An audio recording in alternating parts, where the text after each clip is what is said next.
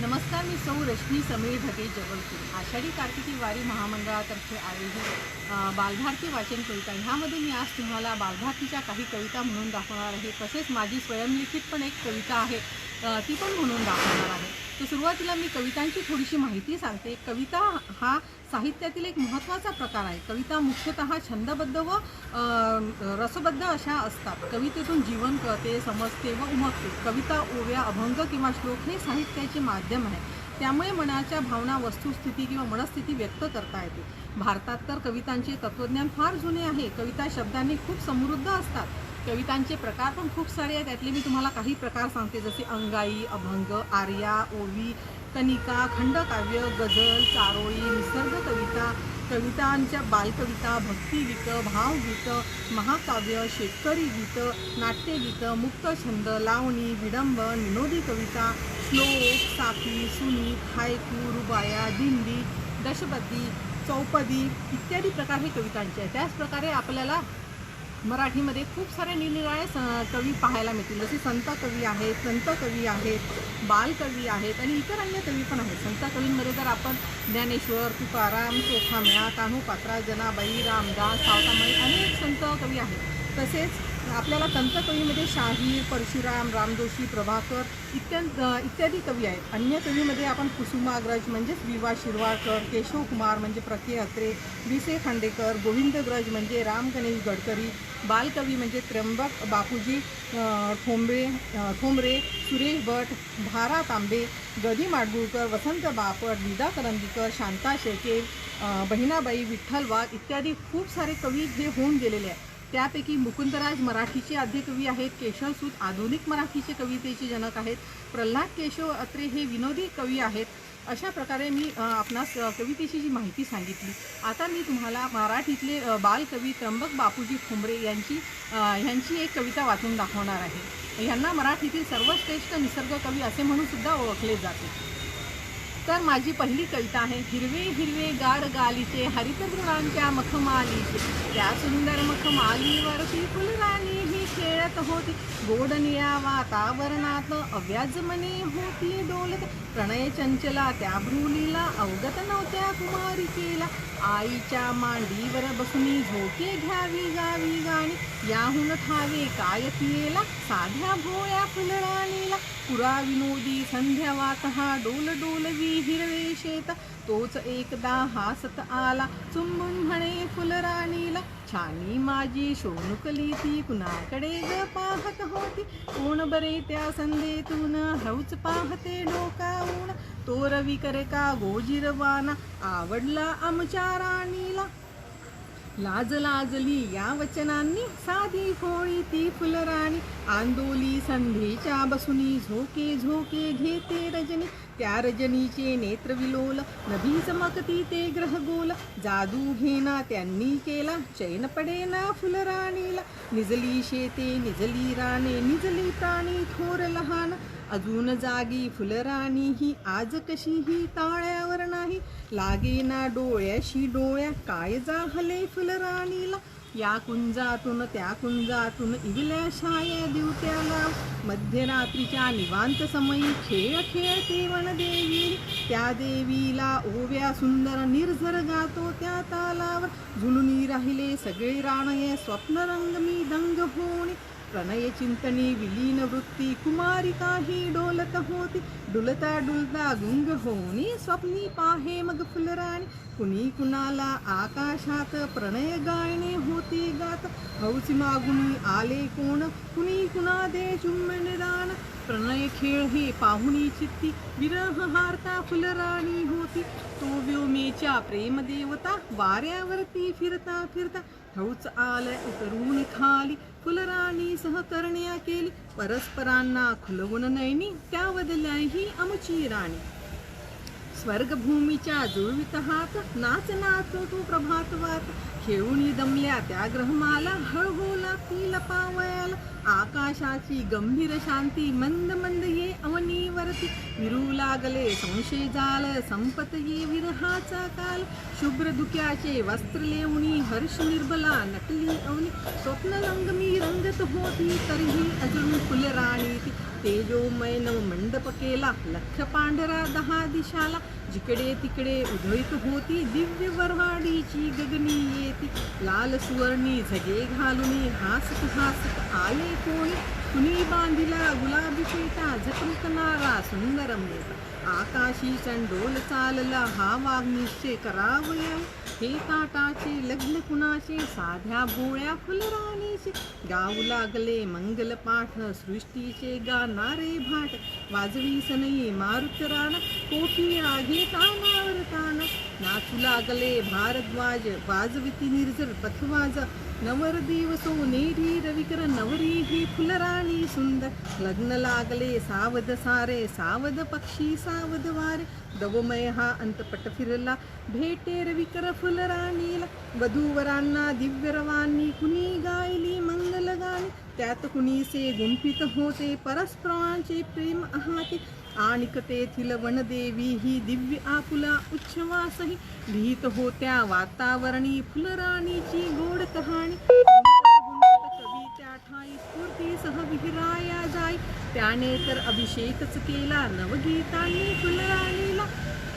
आता मी तुम्हाला ही तर निसर्गरम्य कविता इथे मी निसर्गामध्ये आणि छान झाडाफुलांमध्ये बसूनच म्हटली.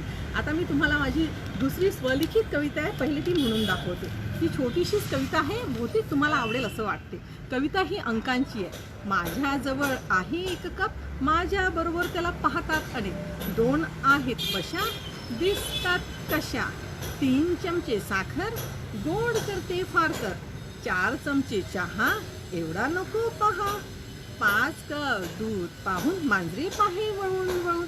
6 वाजता गॅस लावला, चहाचं पातेलं मनाला भावलं. 7 मिनिटे उकळू दिलं, पाणी दूध आटू दिलं. 8 बिस्किट घेऊन आली, त्यातलीच 2 फस्त केली. 9ला आईचे 9 गुट घेऊन चहा दिला मी सर्वांना झुकून. 10 वेळा कौतुक झाले, माझ्यात मी हरपून गेले. तशीच एक सुंदर छोटीशी बालभारतीची कविता आहे. ती पण म्हणते की एक रविवार असा आला. ही कविता ही आईला समर्पित आहे. आपल्याला सगळ्यांनाच माहिती आहे की आपली आई किती कष्ट करत असते आणि सगळ्यांसाठी करता करता तिला कधी स्वतःसाठी वेळच मिळत नव्हतो. तर लहान बहीण भावंडांनी आपल्या आईसाठी केलेली ही सुंदर बालभारतीची कविता. आईला कधी सुट्टी नसते, एकसारखी ती कामात असते. दिवाळीची सुट्टी नाही, नाताळाची सुट्टी नाही. पण एक रविवार असा आला, आम्ही मुलांनी विचार केला. ताई झाली आई, तिने उठायला केली घाई. सगळे आम्ही लवकर उठलो, सकाळपासून कामाला लागलो. घरातली सफाई ताईने केली, अंगण आम्ही साफ केले. सडा रांगोळी ताईने केली, कामाला अशी सुरुवात झाली. दादा बाजारात गेला, भाजी घेऊन आला. ताईने मग भाजी निवडली, दादांनी ती धुवून घेतली. कुणी डाळ तांदूळ काढले, कुणी पीठ मळून दिले. कामाची अशी वाटणी केली. त्याच्यानंतर मी आपल्याला अजून एक कविता म्हणून दाखवणार आहे. ती कविता साने गुरुजींची आहे. खूप सुरेख अशी कविता आहे, मला तर ती खूपच आवडते, त्यामुळे मी म्हणते. खरा तो एकची धर्म जगाला प्रेम अर्पावे. जगी जे दीन अतिपतिता, जगी जे दीन पद दलित. तया जाऊन उठवावे, जगाला प्रेम अर्पावे. जयांना कोणी ना जगती, सदा ते अंतरी रडती.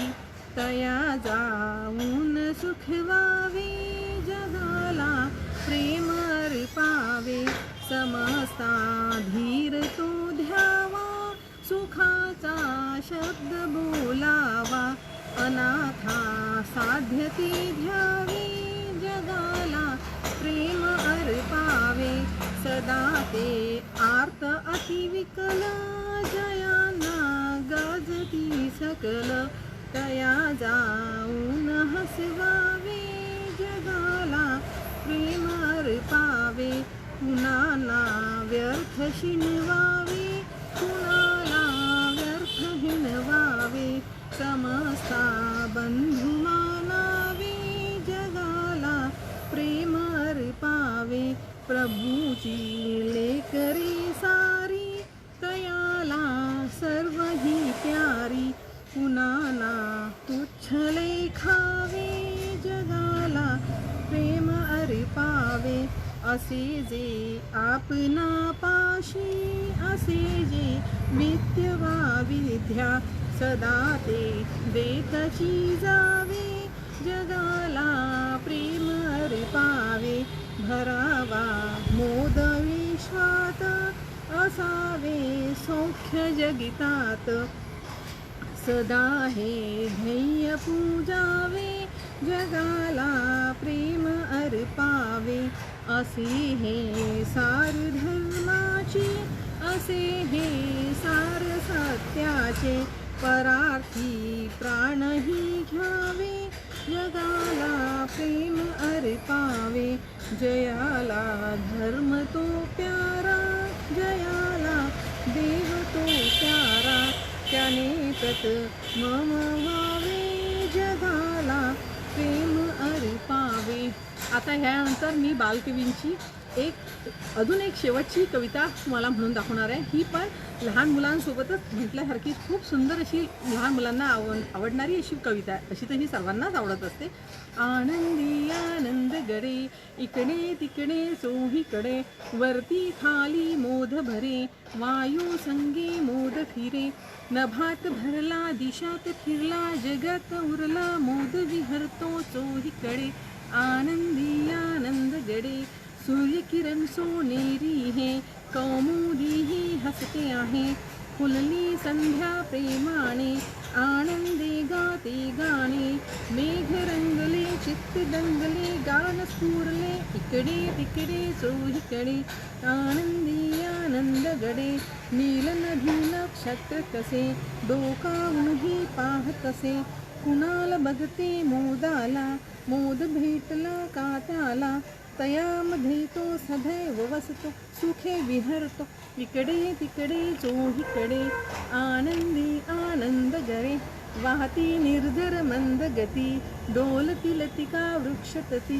पक्षी मनोहर पूजितरे कोणाला गातात बरे कमल विकसले भ्रमर गुंगले डोलत वदले इकडे तिकडे चोहीकडे आनंदी आनंद गडे स्वार्थाच्या बाजारात किती पामरे रडतात त्यांना मोद कसा मिळतो सोडून स्वार्थात जातो द्वेष संपला मत्सर गेला आता उरला इकडे तिकडे चोहीकडे आनंदी आनंद गडे.